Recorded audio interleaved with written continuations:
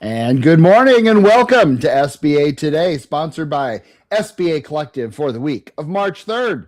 I am Paul, joined by... I am Tonya. And Paul, this week we're going to discuss and dive deeper into the February Small Business Economic Bulletin from the Department of Advocacy of the SBA, the economic outlook of franchises, and what industries seem to really be catapulting and changing. But first, Paul, why are we in red? Why are you in red?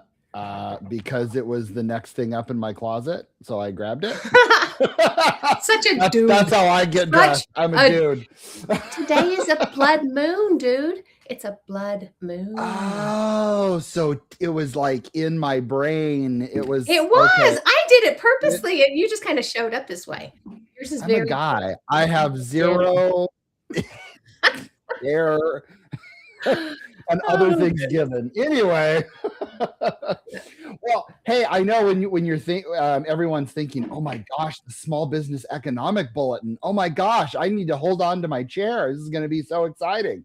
It actually is. For an SBA lender, you should absolutely be interested in this, and that's why we're going to share it with you today. So, the Small Business Economic Bulletin is a thing for the Department of Advocacy of the SBA. They come out sometimes monthly, sometimes quarterly, with different details about what's going on in the economy.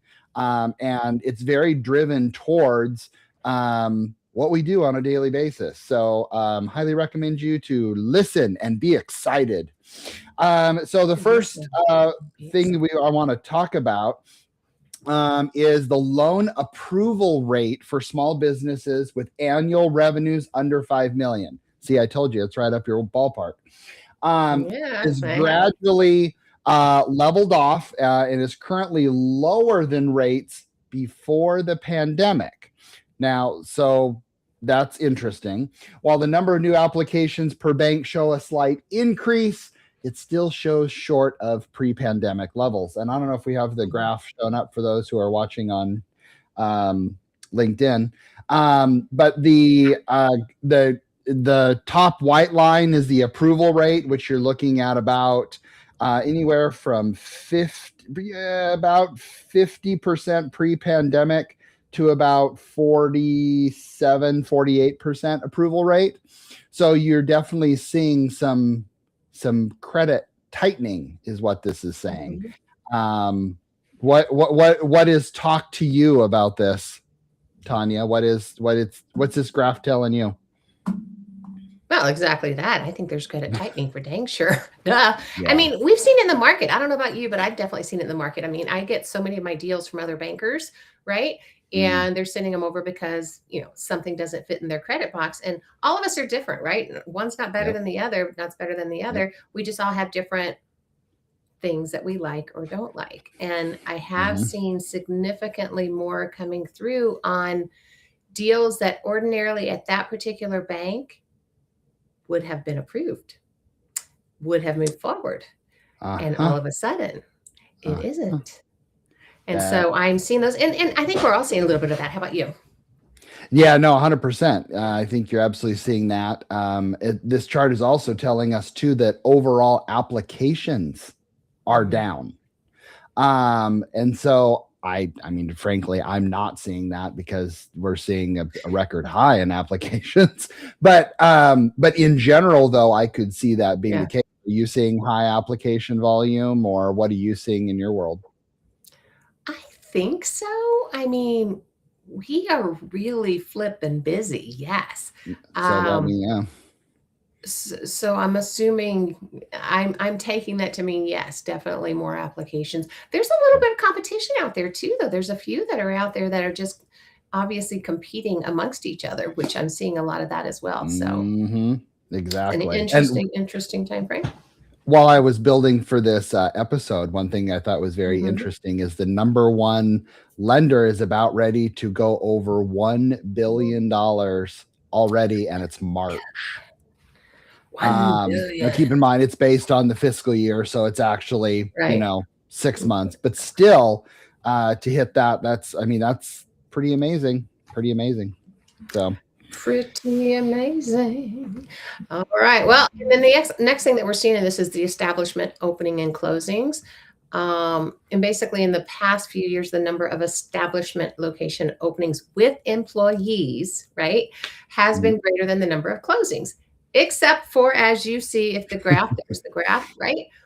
Yep. With the graph, there was the spike in 2020, obviously, where closings overtook openings. We all know that was the COVID pandemic, so that would make sense. Mm-hmm. Inverted relation.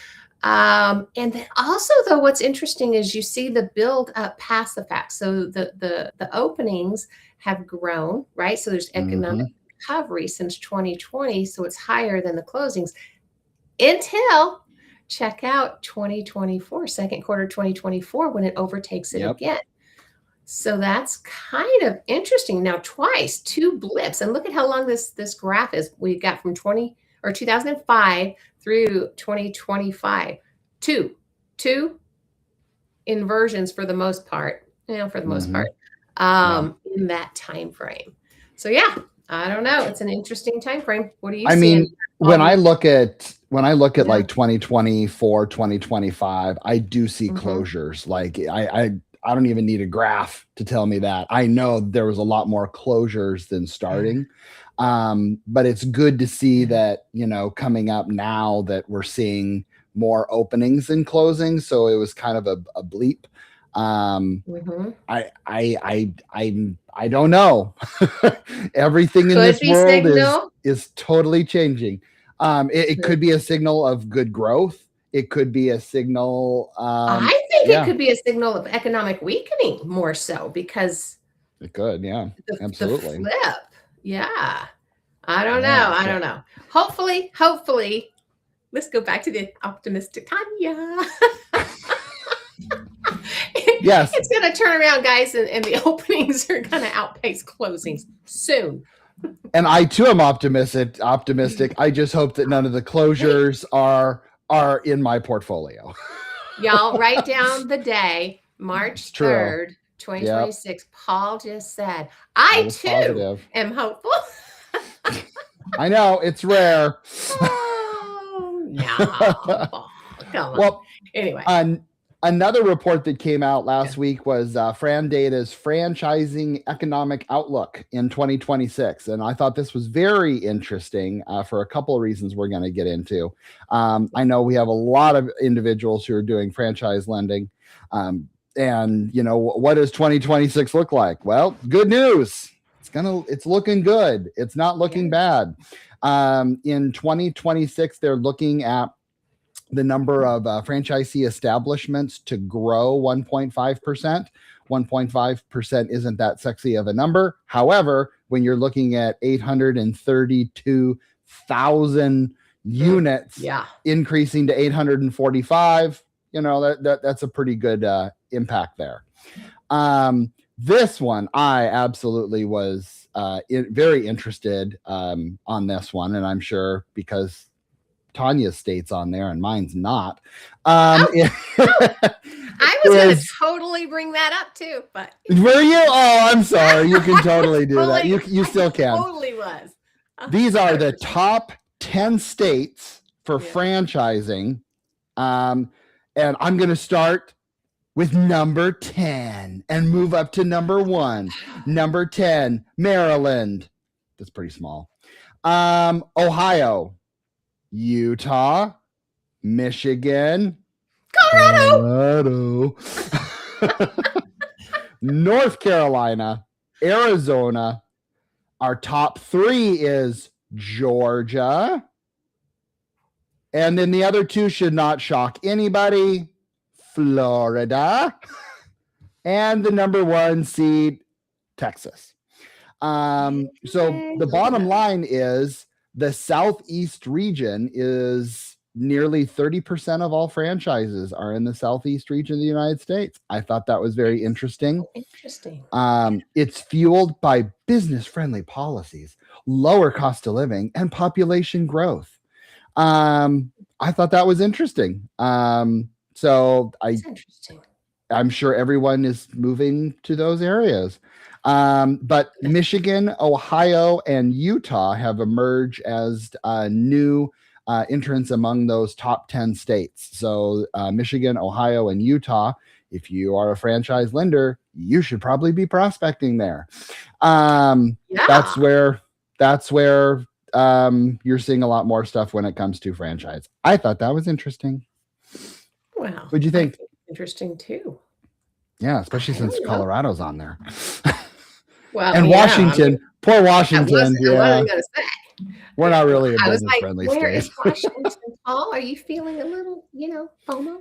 We are number 49 or 50. I have no idea. I have no idea.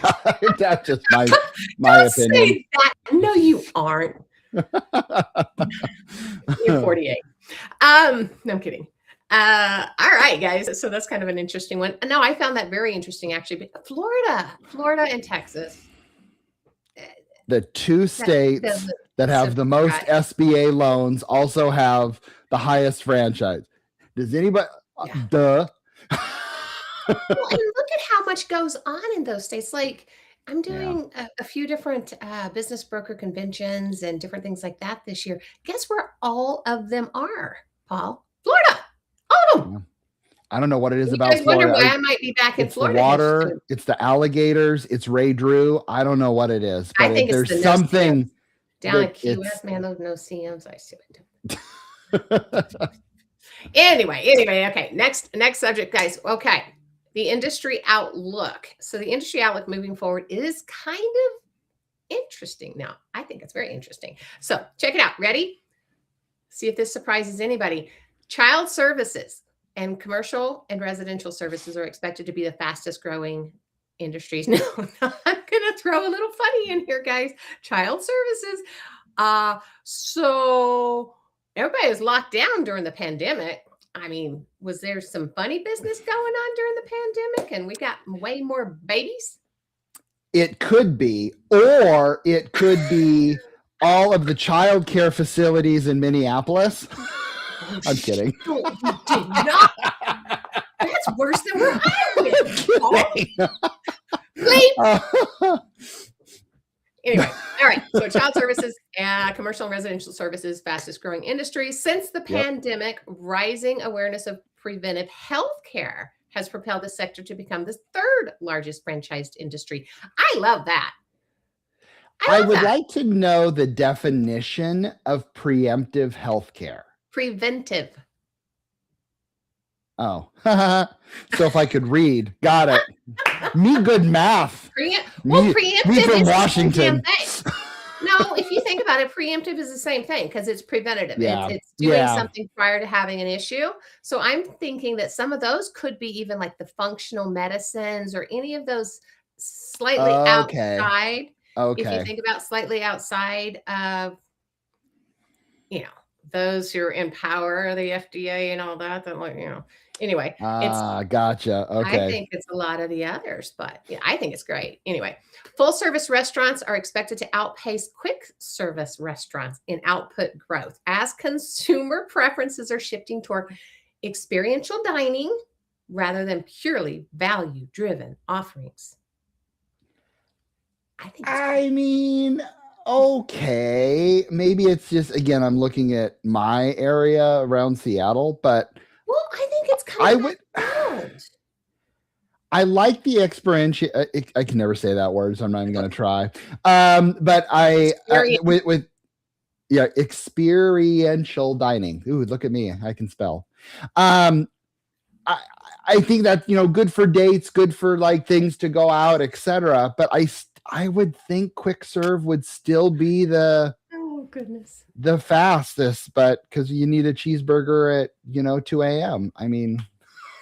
Well, it is the fastest. That's why it's quick service, but not the fastest growth. Well, yeah, but for full service restaurants to outpace.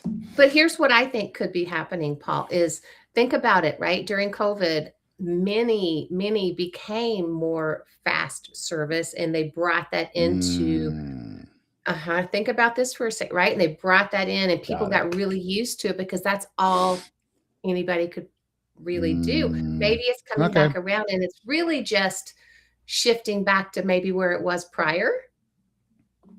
All right. All right. That makes sense. I'll buy that. I'll buy that.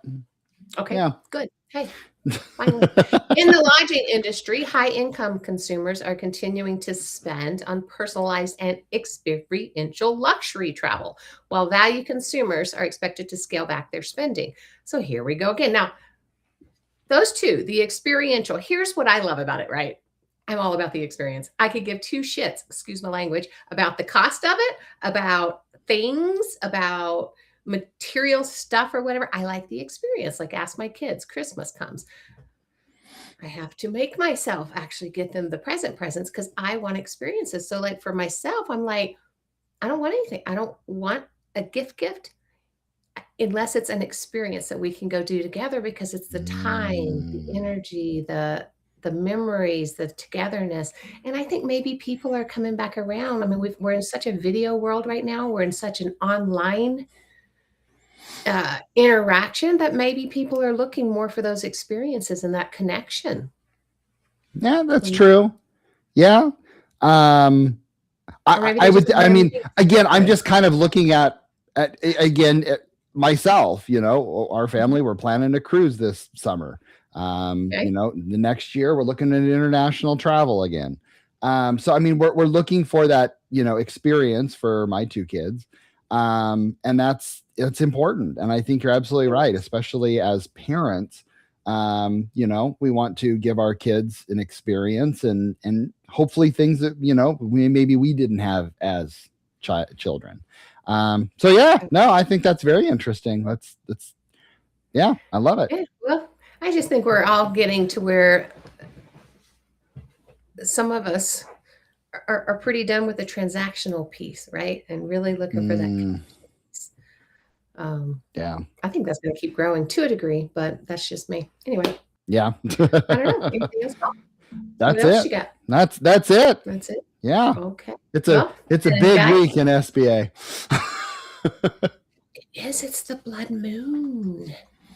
All right. Anyway, so we are live, guys, on Tuesday mornings right here on LinkedIn and or YouTube, or you can watch us at your convenience or listen to us at your convenience on any of the streaming platforms where you get your podcast. Check out our previous episodes and our sister show, the video show. If you have questions or comments or just want to reach out and connect, do that with Paul and our personal LinkedIn pages. We would love to hear from you, and we would certainly love to get any kind of ideas or topics you guys would like us to cover potentially on an upcoming show. We recognize there are plenty of places you can be and plenty of things you can be spending your time on. So we appreciate you spending with us. All right. We'll see you next week. See you later. Peace out.